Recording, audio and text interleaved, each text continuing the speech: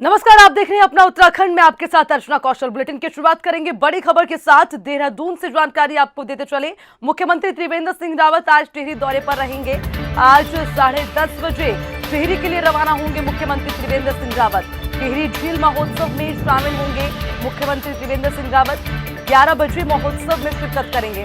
ये तमाम अपडेट आपको देते चले। सबसे पहले सुबह 10:30 बजे मुख्यमंत्री त्रिवेंद्र सिंह रावत टिहरी का रुख करेंगे और उसके बाद टिहरी झील महोत्सव में शामिल होंगे। 11 बजे महोत्सव में शिरकत करेंगे मुख्यमंत्री त्रिवेंद्र सिंह रावत। उसके बाद दोपहर 1:30 पर वापस देहरादून के लिए प्रस्थान करेंगे मुख्यमंत्री त्रिवेंद्र सिंह रावत। देर शाम एक विवाह समारोह में शिरकत करेंगे मुख्यमंत्री।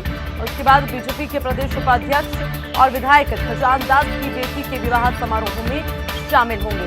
ये तमाम अपडेट आपको देते चले। आज का मुख्यमंत्री का बिजी शेड्यूल, उसको लेकर पूरा अपडेट आपको दे रखे हैं। सुबह 10:30 बजे से ही मुख्यमंत्री त्रिवेंद्र सिंह रावत व्यस्त रहेंगे और 10:30 बजे टिहरी का रुख करेंगे। टिहरी झील महोत्सव में शामिल होने के लिए मुख्यमंत्री त्रिवेंद्र सिंह सुबह 10:30 बजे रवाना हो जाएंगे। 11 बजे महोत्सव में शिरकत करेंगे। हालांकि इसी महोत्सव को लेकर तैयारियां भी पूरी हैं। मुख्यमंत्री के स्वागत को लेकर तैयारियां पूरी हैं। उसके बाद दोपहर 1:30 पर वापस देहरादून के लिए प्रस्थान करेंगे मुख्यमंत्री त्रिवेंद्र सिंह रावत। यानी कि सुबह से ही टिहरी में रहेंगे। 10:30 बजे के बाद 11 बजे पहुंचेंगे और महोत्सव में शामिल होंगे। उसके बाद 1:30 पर वापस देहरादून का रुख करेंगे। तो वहीं चमोली आपदा स्थल से अब तक 54 शव बरामद हो चुके हैं। ये बड़ा अपडेट आपको दे रखे हैं। 29 शवों की शिनाख्त हो चुकी है, जबकि 25 शव हैं जो कि अज्ञात पाए गए हैं। एक हफ्ते बाद भी 151 से ज्यादा लोग लापता हैं। राहत और बचाव अभियान लगातार जारी है। रेस्क्यू किया जा रहा है। टनल में फंसे हुए लोगों को निकालने का भी प्रयास, और उसी के साथ जानकारी ये मिल रही है कि अभी भी 151 लोग लापता है, जिसके लिए लगातार सर्च ऑपरेशन चल रहा है। राहत और बचाव का अभियान भी जारी है। रेस्क्यू टीमें अपना काम कर रही हैं। और आपको ये बताते चले, चमोली में आई आपदा के बाद एक टनल में लोगों के फंसे होने की जानकारी थी, और जिसमें अब ये माना जा रहा है कि उन लोगों के अभी तक तो जिंदा होने की उम्मीद थी, लेकिन अब जिस तरह से लगातार समय बढ़ता चला जा रहा है और टनल तक पहुंचने के लिए काफ़ी मशक्कत रेस्क्यू टीम्स को करनी पड़ रही है, तो जाहिर सी बात है कि अब कहीं ना कहीं जिस तरह से शव बरामद किए जा रहे हैं तो लोगों की उम्मीदें टूटती नजर आ रही है। आपको बताते चलें, इस त्रासदी के बाद काफ़ी परिवारों को नुकसान झेलना पड़ा है, दुख झेलना पड़ा है। इसी खबर पर ज्यादा अपडेट के साथ हमारे संवाददाता चंद्रमोहन फोन लाइन पर हैं, उनसे भी जानकारी लेंगे। चंद्रमोहन, चमोली त्रासदी के बाद अभी लगातार शव मिल रहे हैं, जिसमें कुछ लोगों की शिनाख्त होगी, कुछ लोग अज्ञात हैं। उसके अलावा क्या कार्रवाई की जा रही है आगे? जी बिल्कुल, देखिए घटनास्थल पर जो रेस्क्यू अभियान है वो लगातार रेस्क्यू टीमों द्वारा किया जा रहा है, और अब तक 55 शव वहां से बरामद हो चुके हैं, जिनमें 29 शवों की शिनाख्त हो गई है और 26 अज्ञात शव है, और करीब 150 के आसपास लोग अभी भी लापता है, जिनको खोजने के लिए जो रेस्क्यू ऑपरेशन है वो चलाया जा रहा है। और जिस तपोवन की जिस टनल में शुरू से ही जो रेस्क्यू ऑपरेशन था वो केंद्रित था, उसमें से भी अब शव जो है निकलने शुरू हो गए हैं। और अब जो एक संभावना थी कि हो सकता है टनल में कुछ लोग जीवित रहे, तो वो संभावना भी अब पूरी तरह से खत्म हो गई है। जितने भी लोग अब निकल रहे हैं टनल से, वो डेड बॉडी निकल रही है, और जिस तरीके से जो मलबा टनल से निकल रहा है, तो वो भी ये संकेत दे रहा है कि यहाँ कोई जीवित नहीं बचा होगा। तो पूरा जो रेस्क्यू अभियान है वो डेड बॉडी रिकवर करने पर केंद्रित है, और ज्यादा से ज्यादा लोगों की डेड बॉडियां मिल सके ताकि उनके परिवार को वो दी जा सके। इस तरह का एक रेस्क्यू ऑपरेशन किया जा रहा है। फिलहाल जीवित रहने की संभावना ना टनल में और ना बैराज साइड पे तो बिल्कुल नहीं है, क्योंकि वहां पे टनल से भी ज्यादा कीचड़ वहां पे है। तो अब रेस्क्यू ऑपरेशन केवल डेड बॉडी लोगों के जो परिजन है, जिनके लोग वहां काम कर रहे थे, उनको डेड बॉडी दी जा सके और वो रीति रिवाज के साथ अंतिम संस्कार कर सके, यही मेन फोकस्ड है। अगर कोई लापता है और डेड बॉडी नहीं मिलती है, तो उसको भी फिर मृत माना जाएगा और मुआवजा उसको दिया जाएगा। अर्जुन, ठीक है चंद्रमोहन, बहुत बहुत शुक्रिया तमाम अपडेट के लिए।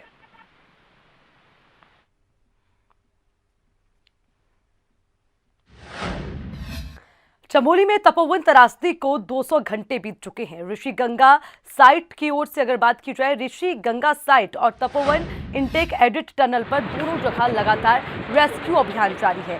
सुबह तपोवन इंटेक एडिट टनल से 3 और शवों का रेस्क्यू किया गया। अभी तक तपोवन टनल से 9 और रैनी से 7 शव रिकवर किए गए हैं। रिसर्च अभियान जारी है। लापता 206 लोगों में से 54 शव अभी तक बरामद हुए। साथ ही अभी 151 लोग मिसिंग बताए जा रहे हैं। जाहिर सी बात है, जहां रेस्क्यू टीमें अपना काम कर रही है, लेकिन वहीं लगातार ये भी चिंता बनी हुई है कि आखिर जो 151 लोग लापता हैं, कैसे उन्हें खोजा जाए, कौन सी ऐसी जगहें जहां से उन्हें बरामद किया जा सकता है, क्योंकि लगातार टीमें अपना रेस्क्यू कर रही है और जिन भी जगहों पर काम चल रहा था वहां पर लगातार टीमें पहुंच रही हैं, अधिकारी पहुंच रहे हैं। तो वहीं उत्तराखंड के हिमालयी क्षेत्र में बनने वाले बांधों और बिजली परियोजनाओं को लेकर हमेशा से सवाल खड़े होते रहे हैं। स्थानीय लोग विरोध प्रदर्शन करते रहे हैं, पर्यावरणविद चेताते रहे हैं, अदालतों तक में लड़ाई चलती रही है और हमेशा ये तर्क दिया जाता रहा है कि अगर देवभूमि को बचाना है तो परियोजनाओं पर लगाम लगानी होगी। चमोली हादसे के बाद भी यही कहा जा रहा है। इस रिपोर्ट में देखिए। आपदा के बाद परियोजनाओं पर छिड़ा घमासान। सवाल तो बहुत उठ रहे हैं, पर क्या है समाधान? क्या उत्तराखंड में स्पेशल फॉर्मूले की है दरकार, ताकि तबाही भी ना हो, ना रुके विकास की बयार? चमोली में आई आपदा के बाद उत्तराखंड में एक बार फिर परियोजनाओं पर घमासान छिड़ गया है। पहाड़ी क्षेत्रों में चल रही परियोजनाओं पर एक बार फिर सवाल खड़े किए जा रहे हैं।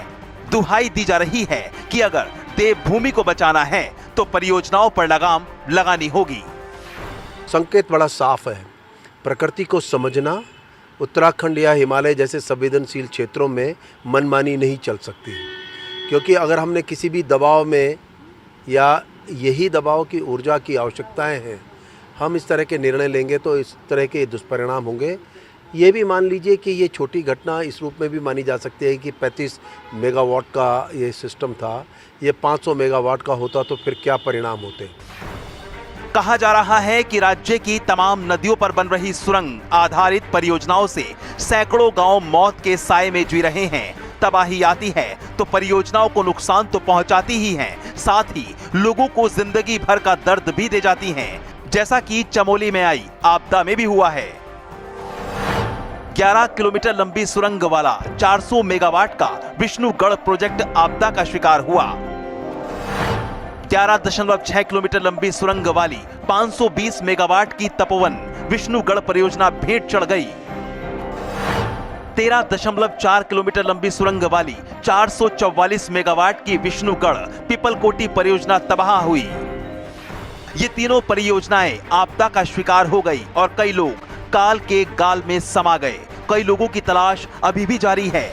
लोगों के जिंदा मिलने की उम्मीद लगभग दम तोड़ चुकी है, क्योंकि अब रेस्क्यू ऑपरेशन को सर्च ऑपरेशन में बदल दिया गया है। हालांकि इस बीच बयानबाजी बदस्तूर जारी है। जिसकी जैसी आवश्यकता है, जहां पर उसको उसका टेक्निकल व्यू देखते हुए उसका काम करेंगे। इसका मतलब आपदा आ गई है तो अब हम बिजली के क्षेत्र में काम ही न करें, ये भी नहीं हो सकता। डाम न बनाएं, ये भी नहीं हो सकता। सभी कुछ अनिवार्य है, सभी कुछ बनाना है, लेकिन टेक्निकली देखते हुए, वहाँ पर की क्षमता को देखते हुए। ये मध्य हिमालय का भूभाग है जो शैशव काल में है, जिसकी बनावट अभी पूरी नहीं हुई है और जिसकी बनावट अभी हजारों साल जारी रखनी है। तो हजारों साल जब बनावट जारी रहनी है तो यहाँ भूकंप भी आएगा, यहाँ भूस्खलन भी आएगा, यहाँ पर बादल भी फटेंगे, यहाँ पर हर तरह की हलचल रहेगी। तो जब ऐसा रहेगा तो आप अगर वहाँ पर कोई प्रोजेक्ट, चाहे वो रेलवे का हो, चाहे वो पावर प्रोजेक्ट हो, चाहे किसी भी प्रकार का प्रोजेक्ट हो, तो उसमें ये सारे बातों आपको ध्यान में रखने चाहिए। दरअसल पहाड़ में 500 से ज्यादा परियोजनाओं का जाल बिछा हुआ है, जिनमें से कुछ बन चुकी हैं, कुछ बन रही हैं और कुछ बनने से पहले ही बंद हो चुकी हैं। इसके अलावा उत्तराखंड में इस वक्त छोटी बड़ी 58 बांध परियोजनाएं प्रस्तावित हैं। परियोजनाओं के लिए पहाड़ों में 1500 किलोमीटर सुरंगें बनाई जानी हैं। इन बांध परियोजनाओं से तकरीबन 28 लाख लोग प्रभावित होंगे। 2 मेगावाट से 1000 मेगावाट तक की करीब 60 परियोजनाएं निर्माणाधीन हैं। प्राइवेट कंपनियों के करीब 30 से ज्यादा प्रोजेक्ट पर काम चल रहा है। कई कारणों की वजह से तकरीबन 25 परियोजनाओं पर रोक लगी हुई है। गौरतलब है कि पर्यावरण प्रेमी तर्क देते रहे हैं उत्तराखंड में चल रही परियोजनाएं पहाड़ों को खोखला कर रही हैं और आपदा को न्योता दे रही हैं। पर्यावरण प्रेमियों का तर्क काफी हद तक जायज भी है, लेकिन सवाल यह है कि अगर परियोजनाएं बंद कर दी जाएंगी तो प्रदेश का विकास कैसे होगा? बिजली कहां से आएगी? उद्योग धंधे कैसे चलेंगे? साफ है कि सवाल तो सब उठा रहे हैं, लेकिन समाधान कोई नहीं दे रहा। ऐसा फार्मूला कोई नहीं बता रहा कि जिससे देवभूमि में तबाही भी ना मचे और विकास की बयार भी ना थमे। देहरादून से अंकित काला और चंद्रमोहन के साथ ब्यूरो रिपोर्ट, हिंदी खबर। मुख्यमंत्री त्रिवेंद्र सिंह रावत ने सचिवालय में पिथौरागढ़, बागेश्वर, चंपावत जिलों की मुख्यमंत्री घोषणाओं की समीक्षा की। बैठक में विधायक बलवंत सिंह भौर्याल, चंदन रामदास, कैलाश चंद्र गहतोड़ी उसी के मौजूद रहे। वर्चुअल माध्यम से विधायक चंद्रा पंत, विशन सिंह और उसी के साथ समीक्षा बैठक से जुड़े रहे। समीक्षा बैठक के दौरान मुख्यमंत्री त्रिवेंद्र सिंह रावत ने अधिकारियों को निर्देश दिए कि सीएम घोषणाओं को निर्धारित समय अवधि में पूरा किया जाए और स्थानीय स्तर पर समस्या के त्वरित समाधान के लिए संबंधित विधायक गणों से समन्वय स्थापित किया जाए। सीएम त्रिवेंद्र सिंह रावत अब हर महीने मुख्यमंत्री घोषणाओं की समीक्षा करेंगे। कार्यों में तेजी लाने के लिए जिलाधिकारियों को 15 दिनों में घोषणाओं की कार्य प्रगति की समीक्षा करने के निर्देश दे दिए गए हैं। समीक्षा बैठक में मुख्यमंत्री घोषणा पोर्टल पर भी सभी घोषणाओं को अपडेट रखने के निर्देश दे दिए गए। पिथौरागढ़ में मुख्यमंत्री की 152 घोषणाओं में से 58 घोषणाएं पूर्ण हो चुकी हैं, जबकि शेष पर कार्य प्रगति पर काम है। बागेश्वर में 58 घोषणाओं में से 36 पूर्ण हो चुकी हैं। वहीं चंपावत में 88 घोषणाओं में से 53 घोषणाएं पूर्ण हो चुकी हैं, जबकि शेष पर कार्य चल रहा है।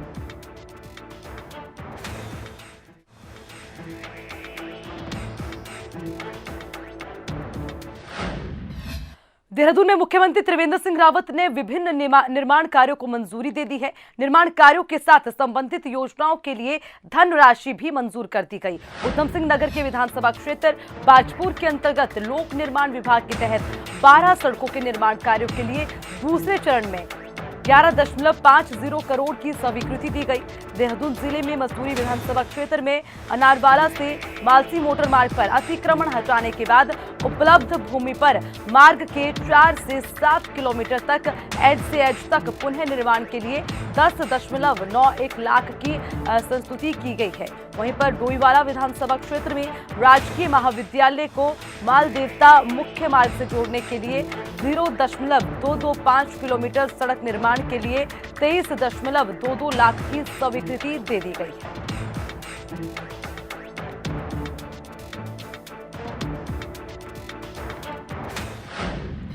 तो वहीं मुख्यमंत्री त्रिवेंद्र सिंह रावत ने मुख्यमंत्री आवास में फिल्म हिंदुत्व का मुहूर्त शॉट लिया है। इस फिल्म के निर्देशक करण राजधन हैं।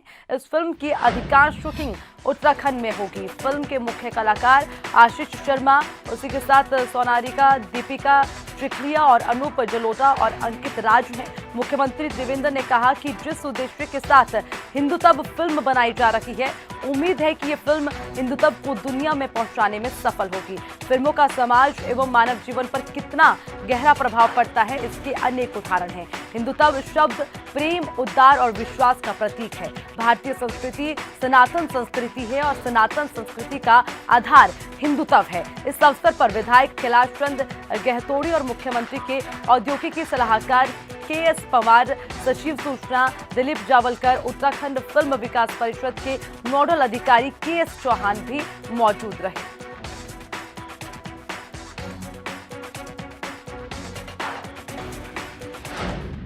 तो उत्तराखंड शासन से जुड़ी बड़ी खबर सामने आ रही है कि 4 आईएएस अधिकारियों के कार्यक्षेत्र बदल दिए गए हैं। आईएएस नितिन सिंह भदौरिया का तबादला रोक दिया गया, तो वहीं जिला अधिकारी अल्मोड़ा के पद पर ही रहेंगे। इसके अलावा चंपावत के जिला अधिकारी रहे सुरेंद्र नारायण पांडे को अल्मोड़ा का जिला अधिकारी बना दिया गया। उन्हें अब अल्मोड़ा के जिला अधिकारी से पद मुक्त करते हुए सचिव प्रभारी ऊर्जा उत्तराखंड शासन और निदेशक उरेडा के पद पर नई तैनाती मिली है। इसके अलावा आर मीनाक्षी सुंदरम को महानिदेशक विद्यालय शिक्षा का अतिरिक्त प्रभार पूर्व यथावत कर दिया गया है। ये बताते चले, पिछले दिनों 1 दर्जन अधिकारियों के तबादले और कार्यक्षेत्रों में बदलाव किए गए थे।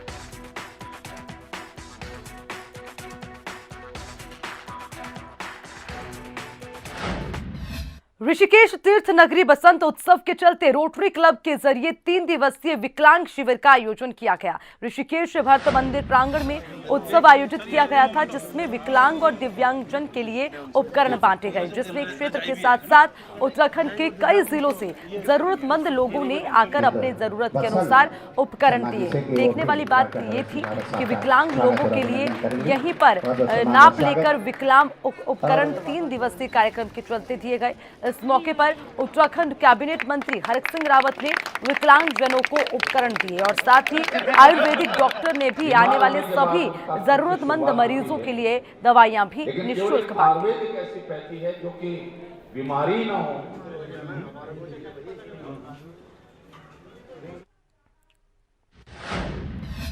जनता पर एक बार फिर से महंगाई की मार पड़ी है। दरअसल घरेलू गैस सिलेंडर के दाम तेल कंपनियों ने फिर बढ़ा दिए। तेल कंपनियों ने प्रति सिलेंडर में 49 रुपए बढ़ा दिए हैं। नए दाम बढ़ने के बाद घरेलू सिलेंडर अब 739 रुपए की जगह 788 रुपए का मिलेगा। बढ़ते दामों ने आम जनता की कमर तोड़ दी है, तो वहीं इस पर सियासत भी शुरू हो गई है। कांग्रेस ने रसोई गैस के बढ़ते दामों के विरोध में देहरादून में गैस एजेंसी के बाहर बढ़ी हुई कीमतों के खिलाफ जमकर विरोध प्रदर्शन किया। इस दौरान उन्होंने केंद्र सरकार के खिलाफ जमकर नारेबाजी की।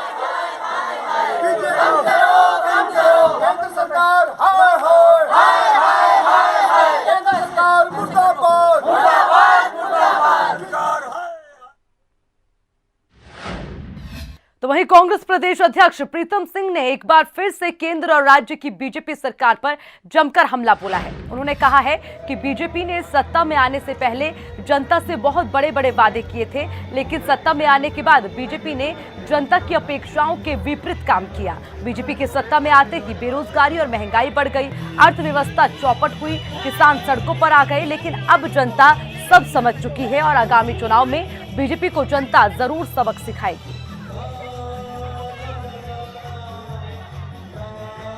आज किसान सड़कों पर है, नौजवान सड़कों पर है, महंगाई अपने चरम पर है। महिलाएं तो आज यही बात कह रही थी कि गैस के सिलेंडर में सब्सिडी का वादा किया था, सब्सिडी गायब। सिलेंडर 900 का, पेट्रोल जो 100 पार करने वाला है, 90 पार जो डीजल करने वाला है। गरीब आदमी के हाथ में ना तो दाल है, ना सब्जी है, ना रोटी है। कोरोना की महामारी से लड़ाई लड़ रहा है, महंगाई से लड़ाई लड़ने का काम कर रहा है। गरीब आदमी का जीना दुर्भर।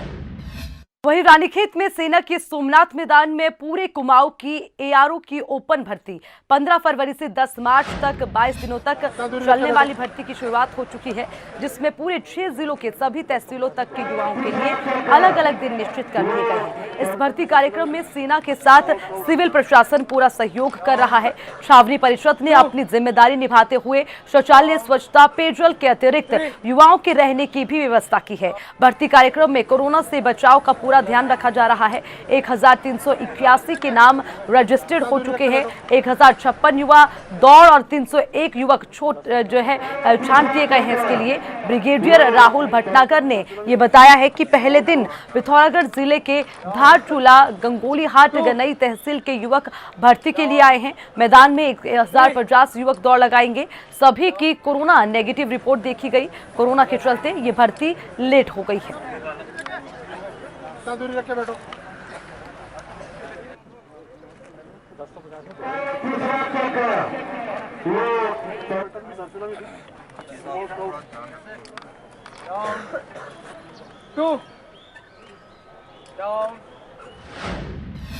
तो वहीं उत्तराखंड में 47 नए कोरोना संक्रमित मरीजों की पुष्टि हो चुकी है और अब तक 96,867 संक्रमित मरीजों की जो है पुष्टि हुई है। राज्य में 24 घंटे में 99 कोरोना संक्रमित मरीज स्वस्थ हो गए और अब तक 93,160 संक्रमित मरीज स्वस्थ हो चुके हैं।